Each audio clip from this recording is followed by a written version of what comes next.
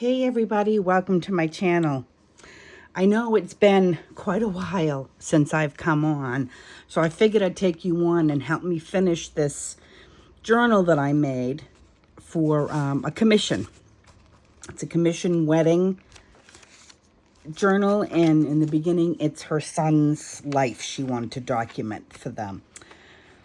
We've had quite a few crazy things going on here. One being,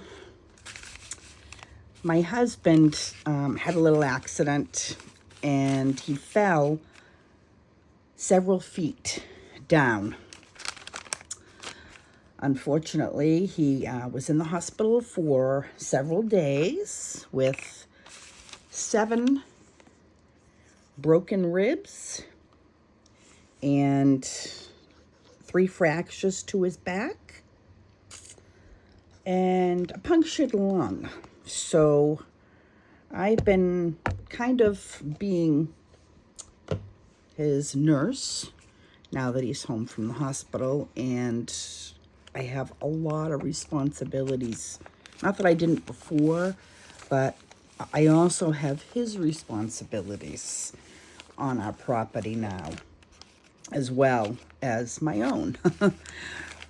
So that's why you haven't heard from me in quite a while.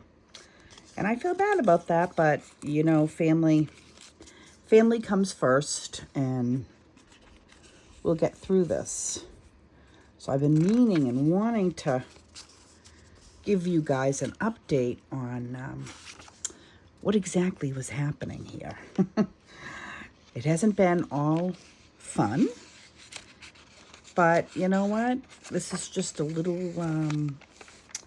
what do they call that? A little step in the, little bump in the road. So now I'm working on this commission. I gotta get it done. With everything that happened, I didn't have time to do much of anything. So this is gonna kind of keep my mind off of things. And he's in the house, he's doing much better. But still, it's gonna be a long road. We have several appointments in the next few weeks to go to for him. So that's going to take up a lot of time. And I don't know if you guys realize, but I kind of, I make sourdough bread, and I kind of fell into making sourdough bread for my community. And it took off so much that the other day I invested in a double oven, because I was having trouble keeping up with just the one oven I have. So the double oven actually is going in my craft room, which is going to be funny. But it's going to work because my house isn't that big, and I can walk in from my craft room into my family room into my kitchen. So it's not going to be really a big problem. I think it's going to actually work out pretty good. So I'm just kind of going through these and figuring out what I'm going to do. I'm probably going to do a lot of clipping on here. She wanted lace. I'm also going to go to the back and we'll add some lace. And I have this cool thing here, and I thought maybe she could write something on this, and I can slide it right in there. I like that look. So I'll fold this in half and do that. You guys know I talk my way through everything. And it's so good to be back in my craft room. I haven't been in here, gosh, since I made my daughter's journal, probably, or since the last video I took for you guys. That's when I was last in here, and I really wasn't in here as much as I normally am. So it feels good to be back. Some of these things I'm going to be adding because this is like a kid type journal. So I need to find some cool places to stick these in, and then there we go. Then I'm going to go on to the lace and put some lace on here for her. But I'm not going to put any lace in the guy part. I just think that that's a little much. I want to add this. That's where I left off. But I want to add it so it doesn't look ridiculous. So she can open it here and slip something goody in there. And I think I was going to add something on here, but I'm going to go back to that and think that one through and hit the lace on the back. Let's see. And again, she wanted a lot of writing space because she was going to document a lot of his growing up. And then it needed another signature, so I figured this would be a great area for her to add any like of his school pictures or anything that, you know, she wanted to add, any special notes or things that he did when he was in school. And I wanted to create just a little area like that she could do a lot of writing in.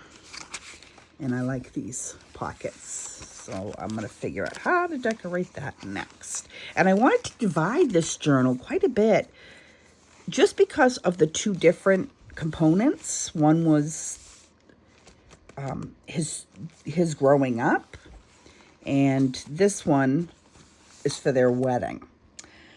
I kind of wish I flipped it around and did the flowers going this way, but it is what it is.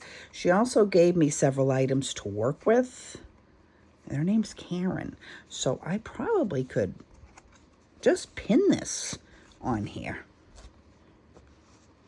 And I think that's what I'm going to do. I have some pins, pretty pins, and I'll just pin that on there. And I'm going to hit the lace on here now. So the next video you'll probably see from me is when this is finished. I'll post a video so all of you can see it. So I'd like to thank everybody for stopping by. And again, I miss all of you, and I'm sorry that it's taken so long. Oh, this is her grandmother, so his great-grandmother's wedding handkerchief, which I thought was really nice. I didn't quite know how to incorporate it, so I put it in here. It's very delicate, and I glued, I think I might have sewed too, a piece of sari silk on here, sari silk, and I have her wedding dress, piece of her wedding gown too, that I thought I could, I'm going to use some of this actually to go on the tassel in the front. And I have that too on here as well. But I thought and when this piece is of her aunt, something from her aunt. So I thought maybe I could join somehow a piece of her wedding lace on here. Just to kind of break this sari silk piece up a little bit. And it's kind of nice because I kind of thought that, you know, mother and daughter wedding pieces. So I'm going to add that here.